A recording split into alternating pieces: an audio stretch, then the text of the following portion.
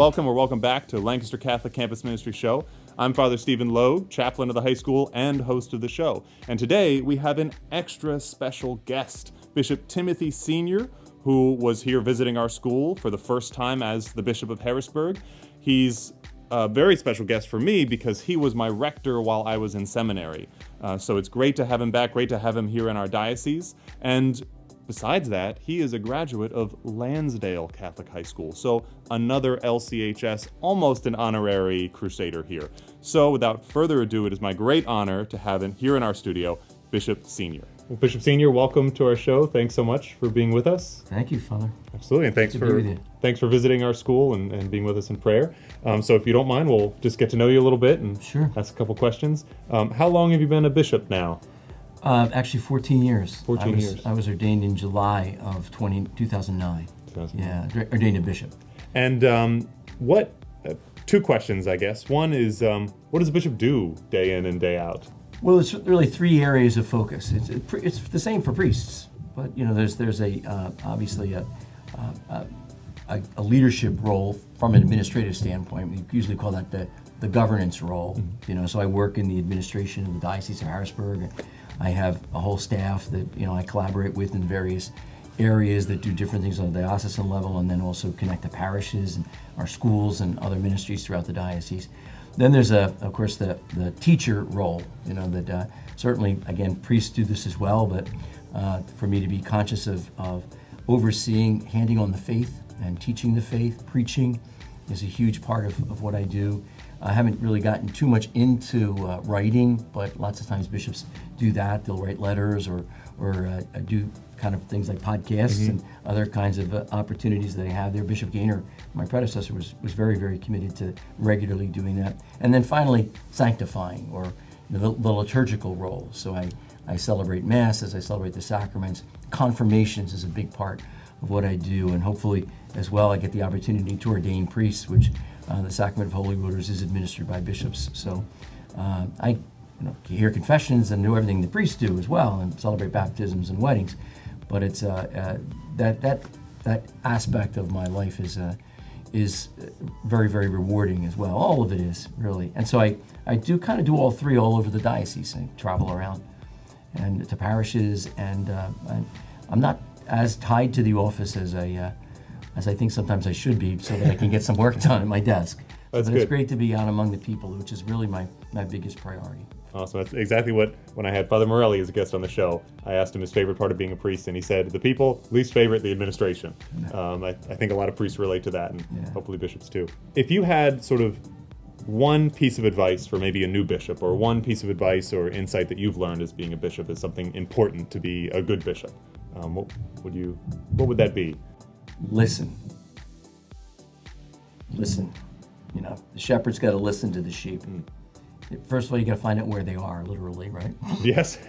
Got to hear them bleeding, right? Exactly, absolutely. But I've learned so much about the diocese, but I try to give that a priority, listening to priests, listening to consecrated religious when I've had the opportunity to meet them, to our deacons, and I think we all would agree, listening to people of all ages, our lay folks. In the case of visiting a high school, to be able to listen to young people and speak with them and ask them what's on their heart, what their concerns are, what they think I should be doing as a bishop. I love to ask that question.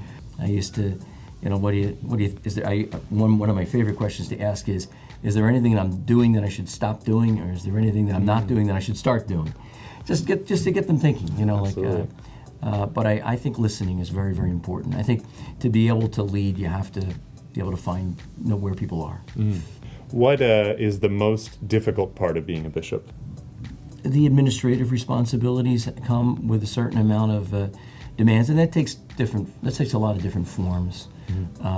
I would get directly involved in personnel work, both priest and lay, and that human resources. I mean, it's an essential part of the role, but it is difficult because you're dealing with human beings, and things. We have a lot of challenges, and inevitably some of them come to me, and you have to address issues, sometimes performance issues. The one thing the flip side of that is it's also a pastoral encounter. It's It's not just an administrative thing. I'm always a bishop in those situations.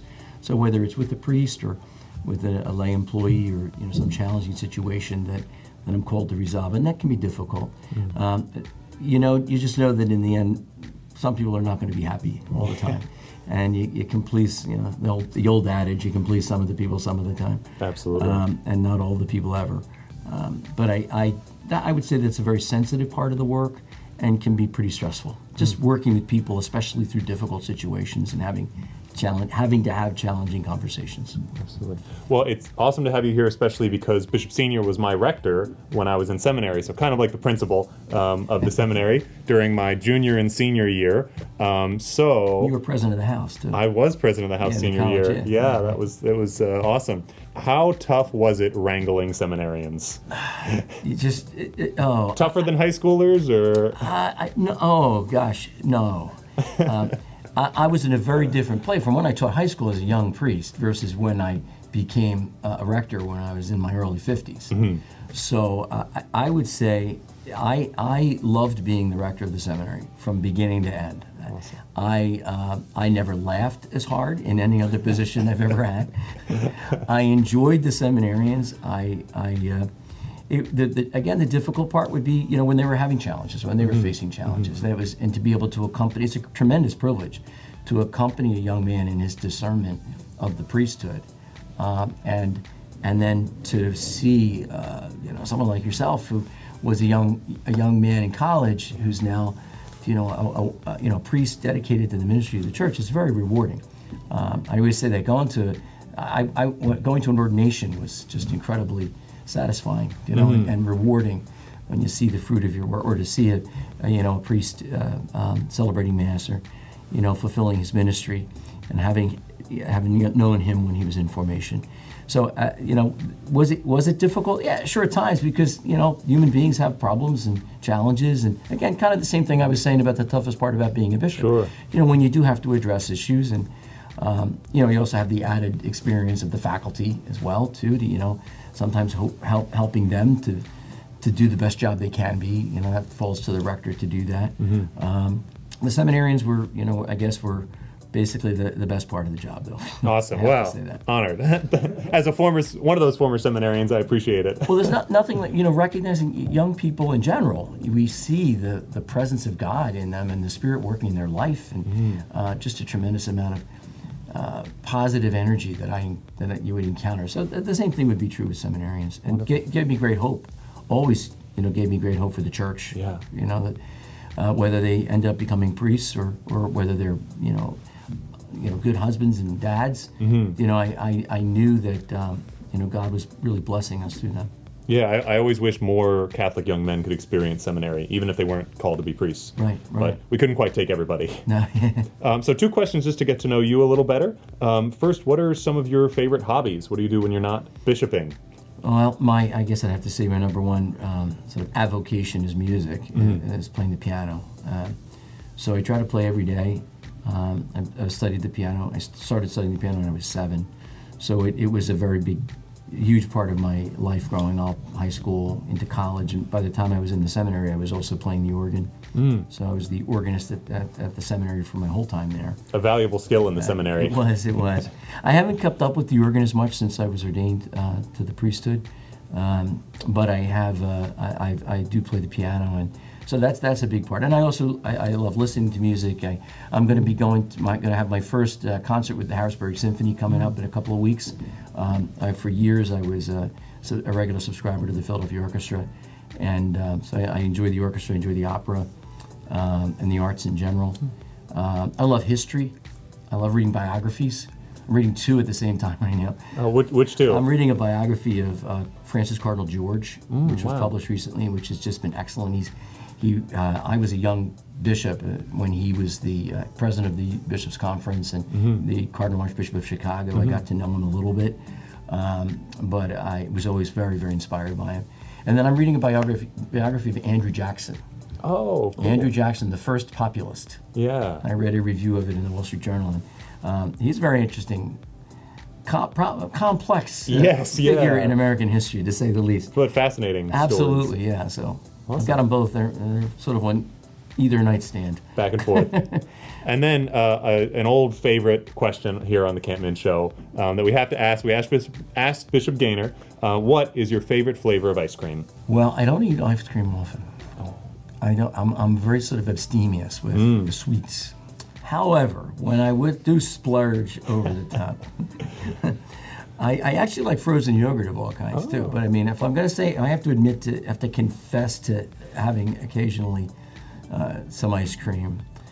Oh gosh, it's a tie, I think, between peach or mint chocolate chip. Good choice. Fruity ice cream is underrated.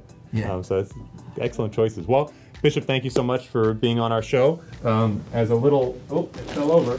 A little token of our appreciation, we have a goodie bag of some Lancaster Catholic swag. Oh, wonderful. For an almost fellow LCHS graduate. Great. Yeah, exactly, So, yes. Thank you so much. Absolutely. Yeah, is there a hat in it? There is t-shirt, mug, and some magnets. Oh, it's a mug. Oh, great, wonderful.